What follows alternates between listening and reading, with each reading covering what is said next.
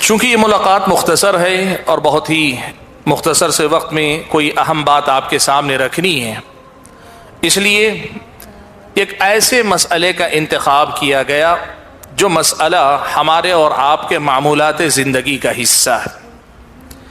ایک مومن کی جو ایمانی زندگی ہے، ایک مسلمان کی اللہ تبارک و تعالیٰ کی جو بندگی والی زندگی ہے، ایسی ایمانی اور بندگی زندگی میں جن چیزوں کو نمایاں مقام اسلامی شریعت نے دیا ہے، ان میں سے ایک اہم تعلیم ہے استغفار کی تعلیم، کثرت سے استغفار کرنا۔ ایمان والوں کی زندگی میں، اسلام پر عمل پیرا مسلمان کی زندگی میں، اللہ تبارک و تعالیٰ کی بندگی کرنے والے مسلمان کی زندگی میں استغفار اس کے معمولات زندگی کا حصہ ہے۔ استغفار اس کی اپنی زندگی کا لازمی جز ہے۔ استغفار اس کی اپنی صبح و شام کے معمولات میں شامل ہے، اور استغفار چلتے پھرتے اٹھتے بیٹھتے کرتے رہنے والا کام ہے، یعنی روٹین جسے کہتے ہیں، روٹین کا بھی حصہ ہے، اور زندگی میں جو زیادہ تر وقت ہے وہ اسی میں ایک ایمان والے کا گزرنا چاہیے۔ پیارے نبی صلی اللہ علیہ وسلم نے اسی حقیقت کو بیان کرتے ہوئے کہا تھا کہ اللہ کے بندو، تم اللہ تبارک و تعالیٰ سے توبہ کرو، میں دن میں 100 مرتبہ اللہ تعالیٰ سے توبہ کرتا ہوں۔ دوسری حدیث میں اللہ کے نبی صلی اللہ علیہ وسلم نے فرمایا، میں دن میں 70 مرتبہ اللہ تعالیٰ سے استغفار کرتا ہوں۔ 70 مرتبہ اللہ کے نبی استغفار کرتے ہیں۔ اس سے معلوم یہ ہوا کہ یہ ایک ایسا عمل ہے استغفار جو ایک مسلمان کی زندگی کے معمولات کا حصہ ہونا چاہیے۔ اٹھتے بیٹھتے چلتے پھرتے کوئی اچھی بات کوئی بری بات، کچھ اچھا ہوا کچھ برا ہوا یا کچھ نہیں ہوا، آدمی نارمل ہے تب بھی آدمی کو کثرت سے استغفار کرتے رہنا چاہیے۔ یہ اسلامی شریعت کی ایک ایسی تعلیم ہے جس کی طرف سے بڑی غفلت ہماری زندگی میں پائی جاتی ہے۔ ہم بہت کم استغفار کرتے ہیں۔ پیارے نبی صلی اللہ علیہ وسلم کے بارے میں قرآن میں اللہ تعالیٰ نے صاف طور پہ یہ بات بیان کی کہ اللہ نے آپ کے اگلے پچھلے سارے معاف کر دیے۔ لِيَغْفِرَ لَكَ اللَّهُ مَا تَقَدَّمَ مِن ذَنبِكَ وَمَا تَأَخَّرَ، سب کو جو کچھ تھا اللہ نے سب معاف کر دیا۔ اس کے باوجود اللہ کے نبی 70 مرتبہ روزانہ استغفار کرتے تھے، یہ آپ کے معمولات زندگی کا حصہ تھا۔ تو ہمارا اور آپ کا کم سے کم 70 مرتبہ تو ہماری زندگی میں بھی ہونی چاہیے۔ 100 مرتبہ اللہ تعالیٰ سے توبہ ہماری اور آپ کی زندگی میں ہونی چاہیے۔ لیکن اس عمل کی طرف سے، اس ذکر کی طرف سے، ان کلمات کی طرف سے، اس نیکی کی طرف سے، اللہ کے نبی کی سنت کی طرف سے، اور ہماری اور آپ کی صبح و شام کی ضرورت کی طرف سے بڑی غفلت میری اور آپ کی زندگی میں پائی جاتی ہے۔ اللہ ہم اور آپ کو معاف فرمائے۔ حاضرین گرامی قدر، آج آپ کے سامنے اسی عمل کی اہمیت کو میں صرف اجاگر کرنا چاہتا ہوں، اس کی ضرورت ہماری زندگی میں کتنی ہے اس پہلو کو میں آپ کے سامنے لانا چاہتا ہوں۔ دیکھیے، لفظ استغفار کا معنی ہوتا ہے مغفرت طلب کرنا، مغفرت چاہنا، مغفرت کا اللہ تعالیٰ سے مطالبہ کرنا، اللہ سے مانگنا کہ اللہ تو میری مغفرت فرما دے۔ اور مغفرت کسے کہتے ہیں؟ مغفرت کا ایک خاص معنی ہوتا ہے جب وہ توبہ کے مقابلے میں ذکر کیا جائے، کفارہ سیئات کے مقابلے میں ذکر کیا جائے تو اس کا ایک خاص معنی ہوتا ہے، اور وہ معنی ہوتا ہے غفارہ کے معنی ہوتے ہیں پردہ ڈال دینا، غفران کے معنی ہوتے ہیں پردہ ڈال دینے کے۔ مغفرت کا معنی بھی ہوتا ہے غلطی پر، گناہ پر، کوتاہی پر، کمی پر، کمزوری پر، ہماری اور آپ کی نادانیوں پر، ہماری اور آپ کی نافرمانیوں پہ اللہ پردہ ڈال دے۔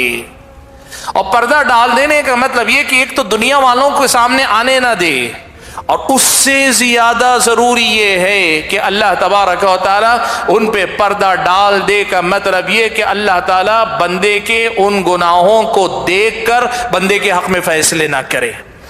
اللہ تبارک و تعالیٰ اس پہ پردہ ڈال دے کا مطلب یہ کہ اللہ ان کو نظر انداز کر دے، اللہ تعالیٰ ان گناہوں کی بنیاد پر بندے کی زندگی میں فیصلے نہ کرے۔ یہ مغفرت کا خاص معنی ہوتا ہے پردہ ڈال دینا۔ اس کے بعد اس کے مقابلے میں عفو، معاف کر دینا، محو، مٹا دینا، کفارہ بنا دینا، بہت سارے اعمال ہیں، یہ خاص معنی۔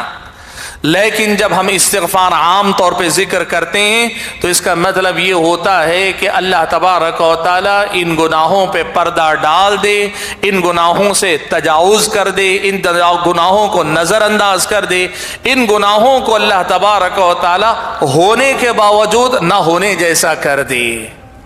استغفار کا مطلب ہمارے پاس اسی عام معنی میں یہ ہے کہ ہم اللہ تبارک و تعالیٰ سے استغفار کرتے ہیں، اللہ تعالیٰ سے استغفار کرتے ہیں، یعنی ہم یہ دعا کرتے ہیں کہ اللہ تعالیٰ ہم سے جو گناہ ہوئے، ہم سے جو کوتاہی ہوئی، ہمارے اندر جو کمی ہے، ہم سے جو تیری نافرمانی ہو گئی، ہم سے تیرے حق میں جو زیادتی ہو گئی، ہم سے تیرے حکم کی جو سرتابی ہو گئی، ہم جو تیرے گناہ تیرے حکم کو ٹال گئے یا تیری ممانعت پہ رک نہ سکے، حد کو پھلانگ گئے، حد سے تجاوز کر گئے، اے رب العالمین تو اپنے فضل و کرم سے ہماری ان چیزوں پہ پردہ ڈال دے، ان کو معاف کر دے، ان کو نظر انداز کر دے، ان کی سزا نہ دے، ان کو تو کل عدم کر دے۔ یہ گویا ہم اور آپ استغفار کہتے ہیں تو یہ ہوتا ہے۔ اب استغفار کا طریقہ کیا ہے؟ استغفار کا ایک طریقہ تو یہ ہے کہ پیارے نبی صلی اللہ علیہ وسلم نے جو مسنون طریقہ بتایا اس طریقے پہ استغفار ذکر میں شامل کیا جائے۔ جیسے استغفر اللہ سب سے مختصر استغفار، استغفار کا سب سے مختصر اور سب سے آسان طریقہ یہ ہے کہ بندہ یہ کہے استغفر اللہ، استغفر اللہ، استغفر اللہ۔ اور آپ جانتے ہیں اذکار جو اللہ تعالیٰ نے الگ الگ اوقات پہ بتائے، نماز کے بعد کے اذکار ہوں، صبح و شام کے اذکار ہوں، مختلف معاملات کے بعد کے اذکار، ان میں اللہ تعالیٰ نے یہ استغفار رکھا ہے، استغفر اللہ۔ ایک تو اذکار میں جہاں جہاں استغفار آیا اس کا استغفار کریں، اور دوسرا یہ کہ اس سے ہٹ کر بھی آپ عمومی طور پر اسے اپنا ورد بنا لیں، اپنی عادت بنا لیں، اپنا معمول بنا لیں۔ آپ چلتے پھرتے اٹھتے بیٹھتے استغفر اللہ پڑھتے رہے۔ وہ دیکھیں اللہ کے نبی نے جو بات کہی، میں دن میں 70 مرتبہ استغفار کرتا ہوں، اذکار وغیرہ میں اگر آپ شمار کریں گے تو وہ یہ نمبر نہیں نکلے گا۔ جو بتاتا ہے اللہ کے نبی وہ صرف مسنون اذکار میں استغفار نہیں کرتے تھے، مسنون اذکار کے علاوہ بھی اللہ کے نبی صلی اللہ علیہ وسلم کثرت سے استغفار کیا کرتے تھے۔ یہ استغفار ہماری اور آپ کی زندگی کا معمول بننا چاہیے، اور اس میں اللہ کے نبی صلی اللہ علیہ وسلم سے استغفار کے الگ الگ صیغے آئیں، الگ الگ الفاظ اللہ کے نبی صلی اللہ علیہ وسلم سے آئیں، ایک ایک کر کے یہ دعائیں سیکھنی چاہیے۔ استغفار کے جو کلمات اللہ کے نبی نے سکھائے ہیں وہ سیکھ کر ہمیں ان کو اپنا معمول بنانا چاہیے۔ ان میں سے ایک ہے سید الاستغفار۔ اللہ کے نبی صلی اللہ علیہ وسلم نے سید الاستغفار کا اور اس کی فضیلت یہ بیان کی کہ اس کے سارے گناہ معاف کر دیے جائیں گے، سارے گناہ معاف کر دیے جائیں گے، سمندر کے جھاگ کے برابر ہو، کتنے ہی گناہ بندے کے پاس کیوں نہ ہو، سارے گناہ معاف کر دیے جائیں گے۔ کیا ہے؟ اللہم انت ربی لا الہ الا انت خلقتنی وانا عبدک وانا علی عہدک ووعدک ما استطعت اعوذ بک من شر ما صنعت ابوء لک بنعمتک علی وابوء بذنبی فاغفر لی فانہ لا یغفر الذنوب الا انت۔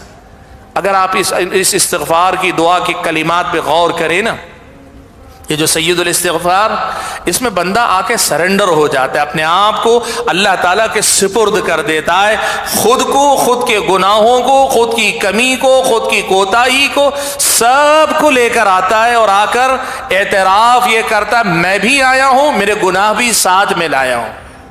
ابوء لک بنعمتک علی وابوء بذنبی، تیری نعمتوں تیرے احسانوں کا معترف بن کے آیا ہوں، اور ساتھ میں میری گستاخیاں، میری کوتاہیاں، میری جو بھی غلطیاں ان کا بھی معترف بن کے، اقراری بن کے، مجرم جو اپنے جرم کا اقرار کر رہا ہے، میں اقراری بن کے تیرے سامنے آیا ہوں، فاغفر لی، اب تیرے سے درخواست، تجھ سے التجا، تجھ سے مانگ یہی نہ ہو کہ تجھے معاف کر دے، تو مجھے معاف کر دے، فَإِنَّهُ لَا يَغْفِرُ الذُّنُوبَ إِلَّا أَنْتَ، اس لیے کہ میرے گناہوں کو کوئی معاف کرتا ہے، میرے گناہوں پہ کوئی پردہ ڈال سکتا ہے تو بس تو ہی ہے۔ یہ جو کلمات ہیں سید الاستغفار کے، یقین مانیے جب اس میں ڈوب کر پڑھتے ہیں نا تو آپ کو ویسے ہی لگتا ہے جیسے मैल कुचैल में, कीचड़ में या धूल मिट्टी में अटे हुए आप आते हैं, तबीयत में बेचैनी रहती है। किसी हौज में आप डूब कर निकलें तो जैसी ताजगी का एहसास आपके अंदर होता है, अगर इस्तिग़फ़ार के इन कलिमात के मानी मतालिब समझ कर हम और आप पढ़ेंगे ना, यकीन मानिए ईमान की वही ताजगी, रूहानियत की वही पाकीज़गी, गुनाहों से वही तहारत और अल्लाह ताला के रहमो करम और उसकी इनायत का यही तजरबा हम और आप कर सकते हैं।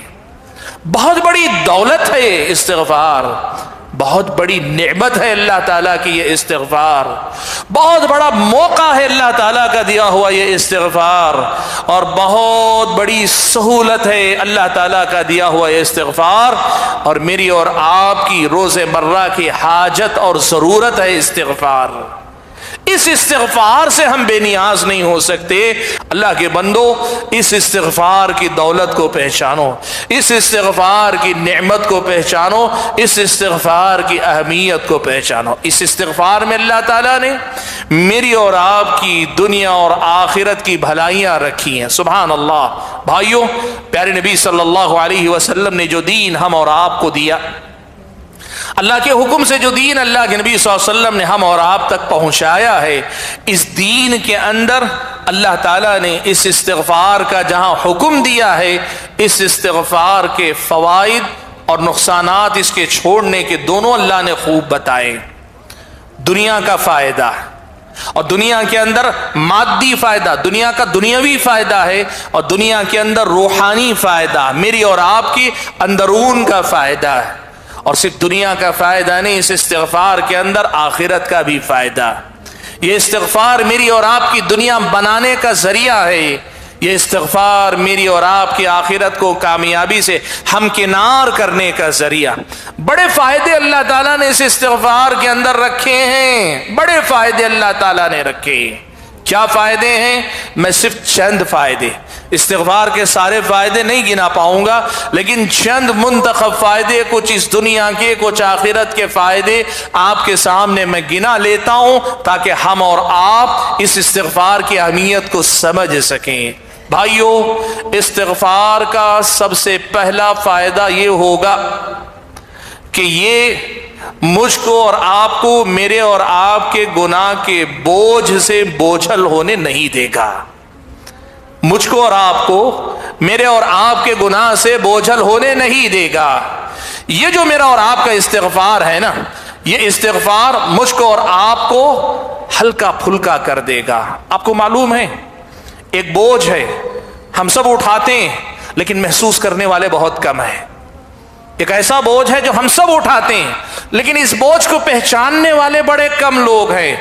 वो है मेरे और आपके गुनाहों का बोझ। और ये बोझ कहां से महसूस होता है मालूम है? नमाज में महसूस होता है। नमाज के लिए खड़े होना बहुत बोझल लगता है। नमाज के लिए घर से निकल कर आना, घर से निकल कर जल्दी आना, वो कदम बोझल हो जाते हैं। वहां महसूस होता है ये मेरे और आपके गुनाहों का बोझ। रात में उठकर तहज्जुद पढ़ना चाहते हैं, उसके लिए उठना बहुत मुश्किल होता है। नींद पूरी हो गई लेकिन फिर भी उठना बहुत मुश्किल होता है। ये मेरे और आपके गुनाहों का बोझ है जो मुझे और आपको महसूस होता है। अल्लाह ताला का हम जिक्र करना चाहते हैं, जिक्र बड़ा बोझल लगता है। हालांकि अल्लाह ने जबान दी, ताकत दी, सब कुछ दी, लेकिन अल्लाह का जिक्र करना बोझ लगता है। कुरान की तिलावत हम करना चाहते हैं, कुरान की तिलावत बोझ लगती है। थोड़ी देर पढ़ते हैं, तबीयत के अंदर अजीब किस्म का बोझ लगता है, आदमी छोड़ के उड़ जाता है।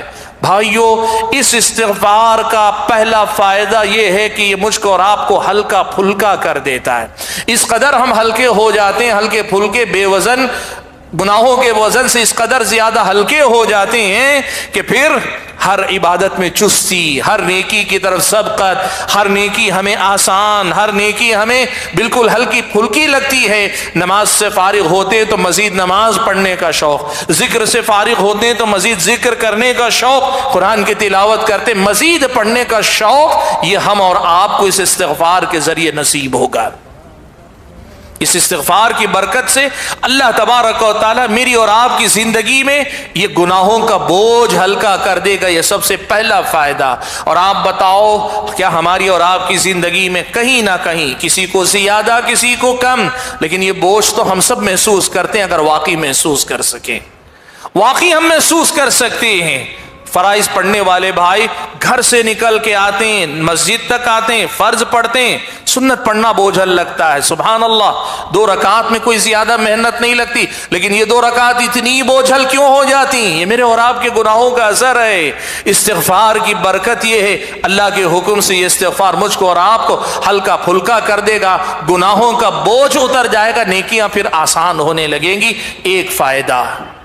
استغفار کا دوسرا فائدہ جو آج آپ کے سامنے ذکر کرنا چاہوں گا, ان گناہوں کی نحوست اور ان گناہوں کے نقصانات سے یہ استغفار مجھ کو اور آپ کو نجات دلانے کا باعث بنے گا. بھائیو دیکھو, ایک بات یاد رکھو, گناہ ایک ایسی چیز ہے, یہ گناہ اپنی قیمت وصول کر کے رہتا ہے. میں نے اور آپ نے اگر گناہ کیا, اس کی قیمت چکانی پڑے گی. اب اس کی قیمت کئی طرح سے آدمی چکاتا ہے, کئی طرح سے چکاتا ہے. کبھی آپ علماء سے سنیں, آپ دیکھیں, اہل علم کے لیکچرز یا بیانات اس پر موجود ہیں, گناہوں کے اثرات انسانی زندگی پر کیا کچھ ہوتے. استغفار ایک ایسی کنجی ہے, ایک ایسی چابی ہے, یہ ایک ایسا ذریعہ ہے کہ گناہوں کے وہ سارے جو نقصانات ہیں, سارے نقصانات سے یہ استغفار مجھ کو اور آپ کو صاف کر لیتا ہے, بچا لیتا ہے. کیا کیا نقصانات ہوتے ہیں؟ دیکھیے, جب بندہ گناہ کرتا ہے نا, جب بندہ گناہ کرتا ہے تو اللہ تبارک و تعالیٰ اگلے گناہ کو اسے آسان کر دیتا ہے. آج چھوٹا گناہ کیا, کل اس سے بڑے گناہ تک اللہ لے جاتا ہے, سزا کے طور پر, گناہ کی سزا کے طور پر. گناہ کی سزا صرف آخرت میں جہنم ہی میں نہیں ملے گی, وہ تو بہت بڑی سزا. اس سے پہلے دنیا میں جو گناہ کی سزا ملتی ہے انسان کو, یہ بھی ہے کہ ایک گناہ کے بعد دوسرا گناہ اللہ آسان کر دیتا ہے. ایک گناہ کیا تو اگلا گناہ کرتا ہے, ایک گناہ کیا چھوٹا تو کل اس سے بڑا گناہ کرتا ہے. ایک نقصان گناہوں کا یہ ہے, اور گناہوں کا ایک نقصان یہ ہے کہ ایک گناہ کریں گے, اگلی بار نیکی کی توفیق سے آپ محروم کر دیے جائیں گے. اللہ تعالیٰ گناہ کی سزا یہ دیتا ہے کہ اگلی بار نیکی کی توفیق سے اللہ تعالیٰ آپ سے چھین لیتا ہے. آپ کے گناہ کی سزا یہ کہ اگلی بار آپ نیکی کرنا چاہتے ہیں, کوشش کے باوجود آپ سے نیکی نہیں ہو پاتی. یہ دونوں باتیں احادیث میں, قرآن میں اللہ نے بار بار بیان کیا. اللہ تبارک و تعالیٰ نے پیارے نبی صلی اللہ علیہ وسلم کی زبانی یہ بات بتائی. اللہ کے نبی نے کہا وَإِيَّاكُمْ وَالْكَذِبِ, لوگوں جھوٹ سے بچو. اللہ کے نبی نے کہا وَإِيَّاكُمْ وَالْكَذِبِ, جھوٹ سے بولو. کیوں؟ جھوٹ گناہ ہے, لیکن اس کے ساتھ ساتھ کہا فَإِنَّ الْكَذِبَ يَهْدِي إِلَى الْفُجُورِ, اس لیے کہ یہ جھوٹ آدمی کو فسق و فجور, بے دینی کے کاموں کی طرف لے کر جاتا ہے. جھوٹ گناہ ہے, اس کی سزا تو ملے گی, یہ اللہ کے پاس عذاب کا باعث ہے, پکڑے جاؤ گے, جواب دینا پڑے گا. لیکن اس کے ساتھ ساتھ یہ بھی کہ ایک جھوٹ بولنے کے نتیجے میں اللہ تعالیٰ اگلے فسق و فجور کے کام کو تمہارے لیے آسان کر دے گا. گناہ تک لے کر جاتا ہے, اور گناہ نیکیوں سے روک دیتا ہے. اللہ تبارک و تعالیٰ نے منافقوں تک کا تذکرہ کرتے ہوئے قرآن میں فرمایا, وہ جو جنگ تبوک میں میدان میں نہیں نکل سکے تھے نا, میدان جنگ میں نہیں نکل سکے, پیچھے رہ گئے. اللہ تعالیٰ نے کہا وَلَوْ أَرَادُوا الْخُرُوجَ لَأَعَدُّوا لَهُ عُدَّةً, ان منافقوں کا اصل میں ارادہ ہی نہیں تھا نکلنے کا. اگر واقعی میدان میں نکلنے کا ارادہ کرتے, تیاری بھی تو کرتے, تیاری نہیں کی, اس سے پتا چلتا ہے کہ ارادہ نہیں تھا. اور آگے اللہ نے کہا اصل مسئلہ یہ ہے وَلَكِنْ كَرِهَ اللَّهُمْ بِعَاثَهُمْ فَثَبَّطَهُمْ وَقِيلَ اقْعُدُوا مَعَ الْقَاعِدِينَ. اصل مسئلہ یہ, ان منافقوں کے نفاق کی سزا کے طور پر اللہ تعالیٰ نے ان کو نکلنے کی توفیق ہی نہیں دی. جنگ تبوک جیسے عظیم معرکے میں نکلنے کی اللہ تعالیٰ نے توفیق ہی نہیں دی. فثبتهم, اللہ نے ان کی ہمتوں کو پست کر دیا. وقیل اقعدوا مع القاعدین, اور کہا گیا پیچھے جو لوگ بیٹھے رہ گئے تم بھی بیٹھے رہو. تو گناہ نیکی سے محرومی کا سبب بنتا ہے. اور گناہ کا ایک تیسرا نقصان یہ بھی ہے, گناہ آدمی کے دل میں اندھیرے مسلط کرتا ہے. گناہ آدمی کے دل میں اندھیرے مسلط کرتا ہے. اور آپ کو معلوم ہے اندھیری رات میں, بالکل اندھیری رات ہو, جنگل ہو, اور آدمی ڈرپوک ہو, تو اس اندھیرے میں جو ڈر لگتا ہے نا, اگر ایمان مضبوط ہوگا تو دل کے اندر کا اندھیرا اس سے کہیں زیادہ ڈراؤنا ہوگا، اس سے کہیں زیادہ خوفناک ہوگا۔ دل کا اندھیرا جو ہوتا ہے نا، اندر جو اندھیرا، اگر آدمی جھانکنا سیکھ لے، دیکھنا سیکھ لے، ڈر جائے گا آدمی۔ گناہوں کی تاریکی آدمی کو اندر سے ایسے ویرانے میں ڈھکیلے گی کہ جنگل و بیابان میں نہیں گھبرائے گا، اندر دیکھنے سے آدمی گھبرائے گا۔ یہ گناہ آدمی پہ ایسے مسلط ہوتا ہے، اور گناہ آدمی کے دل پہ مہر لگانے کا سبب بن جاتا ہے۔ بڑے نقصانات ہیں، میں نے جیسے کہا میں اس پہ بولوں گا تو بات بہت لمبی جائے گی، ایک لفظ میں سمیٹ کر میں آپ کے سامنے کہہ رہا ہوں کہ استغفار کا فائدہ یہ ہے کہ گناہ کے جو متعدد نقصانات، بہت سارے جو نقصانات ہیں، یہ استغفار ان گناہوں سے یا ان کے نقصانات سے بچنے بچانے کا ذریعہ بن جاتا ہے۔ یعنی یہ گناہ جو ہم سے قیمت اپنی وصول کرنا چاہتا ہے، استغفار کے ذریعے ہم اس کی قیمت چکانے سے بچا لیے جاتے ہیں۔ اللہ تعالیٰ کا بہت بڑا کرم ہوتا ہے۔ اچھا اتنا ہی نہیں، میں نے جو قرآن کی آیت کریمہ آپ کے سامنے پڑھی، اس میں اللہ تعالیٰ نے حضرت نوح علیہ السلام کے الفاظ نقل فرمائے۔ حضرت نوح نے اپنے قوم کو بتایا، فَقُلْتُ اسْتَغْفِرُوا رَبَّكُمْ إِنَّهُ كَانَ غَفَّارًا۔ حضرت نوح کہتے ہیں کہ اللہ، میں نے اپنی قوم سے یہ بھی کہا، استغفروا ربکم، تم اپنے رب سے مغفرت طلب کرو، انہ کان غفارا، وہ گناہوں کا بخشنے والا ہے۔ اور اس کے بعد اس استغفار کے فائدے گناتے ہوئے حضرت نوح نے اپنی قوم سے کہا، اور اللہ تعالیٰ نے ان باتوں کو قرآنی آیات بنا کر یہاں نازل کیا، تو یہ اللہ تعالیٰ نے ہمیں بھی بتایا، ہمیں بھی سکھایا، کہا یرسل السماء علیکم مدرارا۔ اس استغفار کا ایک فائدہ یہ ہوگا کہ اللہ تبارک و تعالیٰ تمہیں روزی روٹی رزق سے خوب مالا مال کرے گا، روزی روٹی رزق سے خوب مالا مال کرے گا۔ قحط سالی ہے، بارش برسائے گا۔ یرسل السماء علیکم مدرارا، اللہ تعالیٰ موسلا دھار بارش نازل کرے گا۔ ابھی چند لمحے پہلے ہم نے برستی وہ بارش دیکھی۔ یوں کہیے تم استغفار کرو گے، تمہاری پیاسی کھیتیوں کو اللہ تعالیٰ خوب سیراب کرے گا۔ اس کا مطلب یہ ہوا وہ بارشیں جو رزق کا سبب بنتی ہیں، وہ بارشیں اللہ تعالیٰ نازل فرمائے گا۔ مفسرین نے لکھا اس آیت میں صرف بارش کے اترنے کی بات نہیں ہے، بلکہ رزق کے دروازے کھول دینے کا اللہ تعالیٰ نے وعدہ کیا۔ جو لوگ بے روزگار ہیں، کاروبار میں کمی آ رہی ہے، یا کاروبار میں گھاٹا ہو رہا ہے، نقصان ہو رہا ہے، یا کاروبار کو ترقی پہ لے نہیں جا رہے ہیں، جو بھی، وہ استغفار کثرت سے کریں، کثرت سے استغفار کریں۔ یرسل السماء علیکم مدرارا، وہ موسلا دھار بارش بھیجے گا، رزق کے دروازے اللہ تعالیٰ بھرپور کھولے گا۔ وَيُمْدِدْكُمْ بِأَمْوَالٍ وَبَنِينَ، دو اور وعدے اللہ نے کہا، یمددکم بِأَمْوَال، اللہ خوب مال دے گا، اللہ تعالیٰ تمہاری مدد کرے گا۔ بے روزگار ہیں آپ کے پاس کمائی کا ذریعہ نہیں، تو اسباب تو اختیار کرنے، روزی روٹی کے لیے جو اسباب ہوتے وہ تو اختیار کرو، لیکن ساتھ میں کثرت سے استغفار کرو۔ یمددکم باموال، اللہ تعالیٰ تمہیں مالا مال فرمائے گا، اللہ تعالیٰ مال کے ذریعے تمہاری مدد کرے گا۔ یمددکم باموال، اور آگے کہا وبنین، اللہ تعالیٰ اولاد کے ذریعے بھی تمہاری مدد کرے گا۔ سبحان اللہ۔ جو لوگ بے اولاد ہیں، جو لوگ بے اولاد ہیں، وہ لوگ کثرت سے استغفار کریں، اللہ چاہے گا تو اسی استغفار کی برکت سے آپ کو صاحب اولاد بنا دے گا۔ یمددکم باموال وبنین، یہ اللہ کا وعدہ ہے کہ اللہ تمہاری مدد کرے گا، تمہیں دے گا، تمہیں عطا کرے گا، بچے دے گا اللہ تعالیٰ تمہیں، اولاد سے اللہ تعالیٰ سرفراز فرمائے گا۔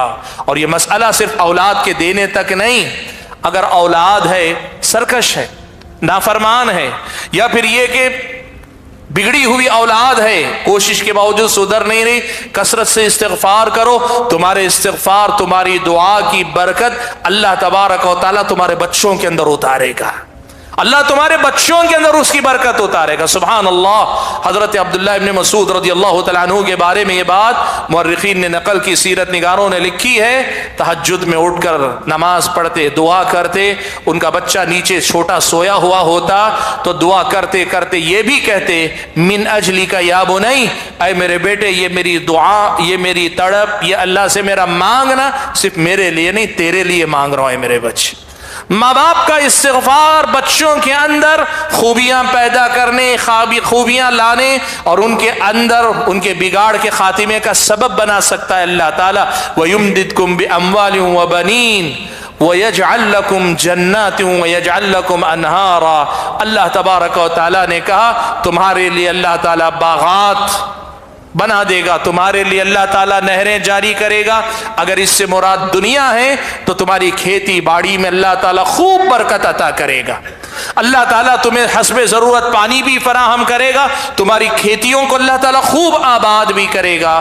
اور اگر یہاں جنات اور انہار سے مراد آخرت کی جنتیں اور نہریں ہیں تو پھر یہ بھی وعدہ ہے کہ اس استغفار کی برکت سے اللہ تبارک و تعالیٰ جنت سے مالا مال کرے گا، جنت میں نہروں والے باغات اللہ عطا کرے گا، جہنم سے اللہ تبارک و تعالیٰ بچا لے گا۔ سبحان اللہ۔ صحیح بخاری اور مسلم کی روایت ہے، حضرت عبداللہ ابن عمر رضی اللہ تعالیٰ عنہما روایت فرماتے ہیں کہ روز قیامت اللہ تبارک و تعالیٰ ایک بندے کو بلائے گا اور بندے پر اپنا پہلو رکھے گا اور اس کے بعد بندے کے سامنے ایک ایک گناہ گناتا جائے گا۔ تو نے یہ گناہ کیا، بندہ اقرار کرے گا ہاں میرے رب میں نے کیا۔ تو نے یہ گناہ کیا، ہاں میں نے کیا۔ تو نے یہ گناہ کیا، ہاں میں نے کیا۔ نبی علیہ الصلوۃ والسلام فرماتے ہیں اللہ تعالیٰ تنہائی میں اکیلے میں بندے کے سامنے گناتا جائے گا اور بندہ ہر گناہ کا اعتراف کرتا جائے گا ہاں میرے رب میں نے گناہ کیا، گناہ کیا ہے، یہاں تک کہ بندے کو لگے گا انہو قد ہلک، کہ وہ برباد ہو گیا، ختم ہو گیا۔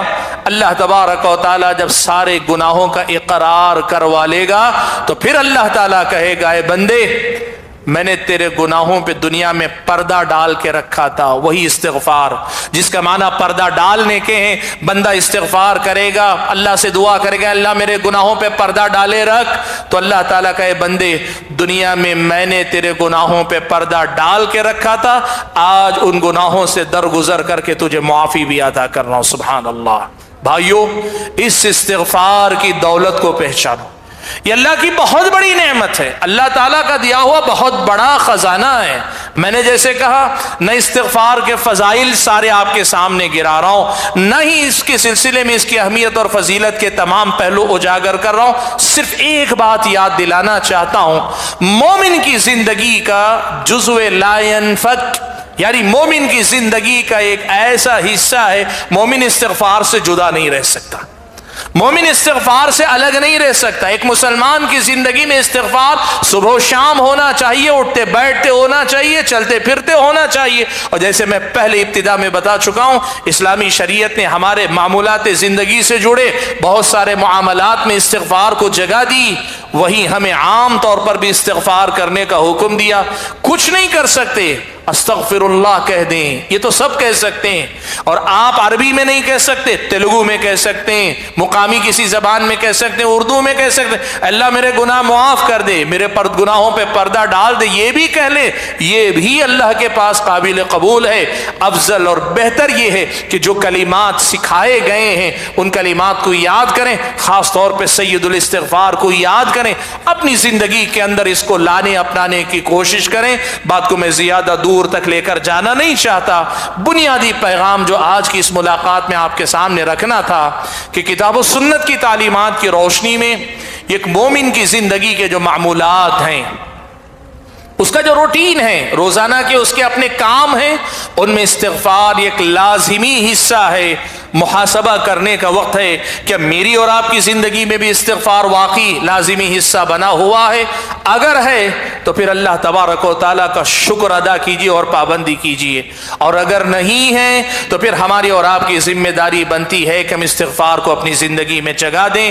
بات کو میں اور زیادہ لمبی نہیں کرنا چاہتا، یہی بات کہتے ہوئے، یہ پیغام یاد دلاتے ہوئے کہ استغفروا ربکم انہ کان غفارا، اپنے رب سے استغفار کیا کرو، مغفرت طلب کیا کرو، وہ گناہ کا بخشنے والا ہے۔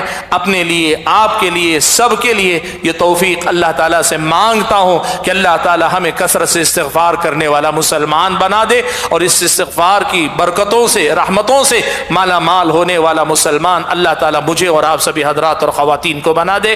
آمین۔ وآخر دعوانا ان الحمد للہ رب العالمین۔